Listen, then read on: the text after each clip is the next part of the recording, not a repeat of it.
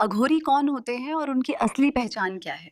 अघोरी एक प्राचीन साधु परंपरा के साधक होते हैं जो भगवान शिव के भक्त माने जाते हैं। ये लोग समाज के नियमों से परे रहकर जीवन जीते हैं और केवल मोक्ष को अपना लक्ष्य बनाते हैं। इनकी साधना कठिन तपस्या, त्याग और आंतरिक शक्ति को जागृत करने पर आधारित होती है। अघोरी अपनी अलग जीवन शैली और सोच के कारण सामान्य लोगों से पूरी तरह अलग नजर आते हैं। अघोरी इतने डरावने क्यों दिखते हैं? अघोरी अपने शरीर पर शमशान की राख लगाते हैं जो मृत्यु की सच्चाई को दर्शाती है। उनका ये रूप लोगों के मन के भ्रम को तोड़ने और उन्हें सच्चाई से रूबरू कराने के लिए होता है। अघोरी शमशान में ही क्यों रहते हैं? अघोरी शमशान को सबसे पवित्र स्थान मानते हैं। वहाँ जीवन और मृत्यु का सत्य होता है। वहाँ भय और मोह को खत्म करने की साधना करते हैं। ज्ञान उन्हें ये सिखाता है कि सब कुछ अस्थायी है। जी। यही ज्ञान उन्हें आध्यात्मिक रूप से मजबूत बनाता है। अघोरी सच में तांत्रिक शक्तियाँ रखते हैं? अघोरी साधना के माध्यम से मानसिक और आध्यात्मिक शक्ति विकसित करते हैं। उनकी शक्ति ध्यान, मंत्र और तपस्या से आती है। अघोरी ऊर्जा को नियंत्रित करने की क्षमता रखते हैं,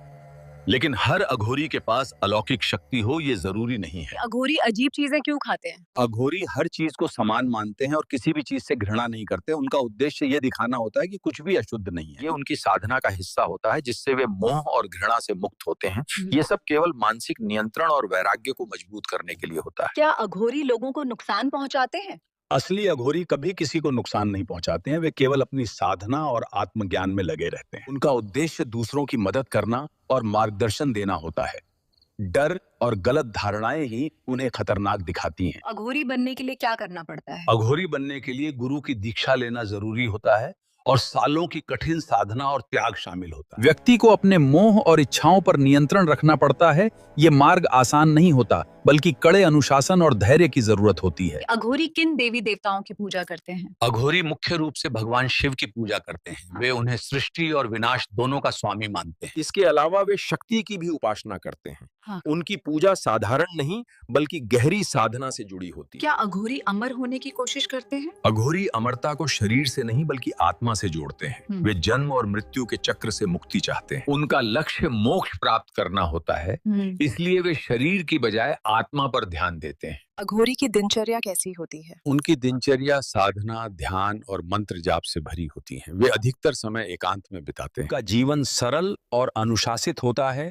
हर कार्य का उद्देश्य आत्मज्ञान प्राप्त करना होता है। क्या अघोरी समाज से पूरी तरह अलग हो जाते हैं? अघोरी समाज से दूरी बनाते हैं, लेकिन पूरी तरह अलग नहीं होते हैं। जरूरत पड़ने पे लोगों की मदद भी करते हैं। उनका जीवन अक्सर एकांत में बीतता है ताकि उनकी साधना में ध्यान बना रहे। वे बाहरी दुनिया से कम जुड़ते हैं, लेकिन पूरी तरह अलग नहीं होते। अघोरी के पास डर पर काबू कैसे होता है? अघोरी अपने डर का सामना सीधे करते हैं और उसे स्वीकारते हैं। वे शमशान में रहकर मृत्यु को समझते हैं। धीरे धीरे उनका मन भय से मुक्त हो जाता है और ये प्रक्रिया उन्हें मानसिक रूप से बेहद मजबूत बनाती है। क्या अघोरी भविष्य देख सकते हैं? कुछ अघोरी गहरी साधना से अंतर्ज्ञान विकसित कर लेते हैं। इससे वे स्थितियों को बेहतर समझ पाते हैं। इसे भविष्य देखना कहना सही नहीं, बल्कि समझ की शक्ति कहना बेहतर है। हर अघोरी के पास ये क्षमता नहीं होती है। अघोरी की सबसे बड़ी शक्ति क्या होती है? सबसे बड़ी शक्ति उनका मन होता है। वे अपने विचारों और भावनाओं पर पूरा नियंत्रण रखते हैं। कि एकाग्रता उन्हें विशेष बनाती है। यही शक्ति उन्हें सामान्य लोगों से अलग करती है। क्या अघोरी हमेशा शमशान में ही रहते हैं? अधिकतर अघोरी शमशान में साधना करते हैं, लेकिन हमेशा वहीं नहीं रहते। वे अलग अलग स्थानों पर भी तपस्या कर सकते हैं। शमशान उनके लिए एक महत्वपूर्ण साधना स्थल है, लेकिन ये उनका स्थायी घर नहीं होता। अघोरी बनने का सबसे कठिन हिस्सा क्या है? अपने अहंकार को खत्म करना होता है। व्यक्ति को अपने सारे डर और इच्छाओं को छोड़ना पड़ता है। ये मानसिक और भावनात्मक रूप से बहुत चुनौतीपूर्ण होता है। जी। इसी से असली परिवर्तन शुरू होता है। क्या अघोरी साधारण लोगों को ज्ञान दे सकते हैं? जरूरत पड़ने पर लोगों को मार्गदर्शन देते हैं। वे जीवन के गहरे सत्य समझाने में सक्षम होते हैं। उनकी बातें सरल लेकिन गहरी होती हैं। हर व्यक्ति उनके ज्ञान को समझ नहीं पाता है। अघोरी का जीवन इतना कठिन क्यों होता है? उनका लक्ष्य साधारण जीवन से ऊपर उठना होता है। वे हर प्रकार के सुख और आराम त्याग देते हैं। उनकी साधना उन्हें मानसिक और आध्यात्मिक रूप से मजबूत बनाती है। कठिनाई ही उन्हें उनके लक्ष्य के करीब ले जाती है। क्या अघोरी कभी सामान्य जीवन में लौटते हैं? अधिकतर अघोरी अपने मार्ग पर ही बने रहते हैं। वे साधारण जीवन में लौटना नहीं चाहते। उनका लक्ष्य पूरी तरह आध्यात्मिक होता है, लेकिन साधना के बाद कुछ लोग अपने जीवन के लिए अलग दिशा चुन सकते हैं। उनका उद्देश्य किसी को डराना नहीं होता, लोगों की गलत धारणाएं ही उन्हें गलत रूप में दिखाती हैं। अघोरी मृत्यु को कैसे देखते हैं? वे मृत्यु को अंत नहीं बल्कि परिवर्तन मानते हैं और जीवन का एक हिस्सा समझते हैं। हमने वीडियो को लाइक और चैनल को सब्सक्राइब नहीं किया। जय महाकाल करके ले बच्चा जल्दी से कर ले, तेरा महादेव भला करेंगे। क्या अघोरी के पास कोई विशेष मंत्र होते हैं? हाँ, वे विशेष मंत्रों का जाप करते हैं हम्म, जो उनकी साधना का हिस्सा होते हैं। ये मंत्र मानसिक शक्ति और एकाग्रता बढ़ाते हैं। हर मंत्र का एक उद्देश्य होता है। यह ज्ञान उन्हें उनके गुरु से मिलता है। अघोरी गुरु का क्या महत्व होता है? गुरु अघोरी जीवन का सबसे महत्वपूर्ण हिस्सा होते हैं। वे सही मार्ग दिखाते हैं और साधना सिखाते हैं। गुरु के बिना ये मार्ग पूरा नहीं हो सकता। उनका मार्गदर्शन ही सफलता की कुंजी होता है। क्या अघोरी भूत प्रेत में विश्वास करते हैं? अघोरी ऊर्जा और चेतना को समझते हैं। वे हर चीज को एक रूप में देखते हैं। उनका ध्यान डर पर नहीं बल्कि समझ पर होता है। वे इन विषयों को अलग दृष्टिकोण से देखते हैं। अघोरी की सोच बाकी लोगों से कैसे अलग होती है?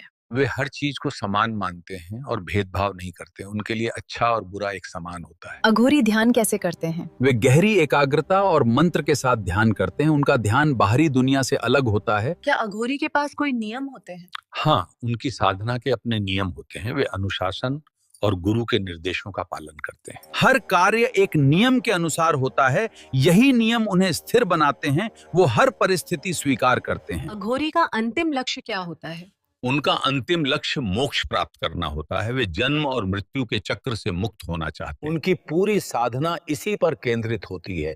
ये लक्ष्य उन्हें हर कठिनाई से आगे बढ़ाता है। अघोरी के पास जाने से क्या डरना चाहिए? असली अघोरी से डरने की जरूरत नहीं होती है। वे शांत स्वभाव के होते हैं और बिना कारण किसी को नुकसान नहीं पहुंचाते। अगर आप सम्मान और सही भावना के साथ जाएं, तो वे समझदारी से बात करते हैं और मार्गदर्शन भी देते हैं। क्या अघोरी समाज के लिए उपयोगी हैं? हाँ, वे समाज को गहरे ज्ञान और समझ देते हैं। वे लोगों को जीवन की सच्चाई से परिचित कराते हैं। उनका अनुभव बहुत मूल्यवान होता है। वे अलग होते हुए भी समाज के लिए उपयोगी हैं। क्या अघोरी का जीवन आज के समय में भी प्रासंगिक है? अघोरी ज्ञान आज भी उतना ही महत्वपूर्ण है जितना पहले था। उनकी सोच आधुनिक जीवन के तनाव को समझने में मदद करती है। इसलिए उनका मार्ग आज भी लोगों के लिए उपयोगी है। क्या अघोरी किसी इंसान की किस्मत बदल सकते हैं? अघोरी किसी की किस्मत नहीं बदलते बल्कि मार्ग दिखाते हैं। वे व्यक्ति को उसकी गलतियों और कमजोरियों का एहसास कराते उनकी सलाह से इंसान अपने निर्णय सुधार सकता है।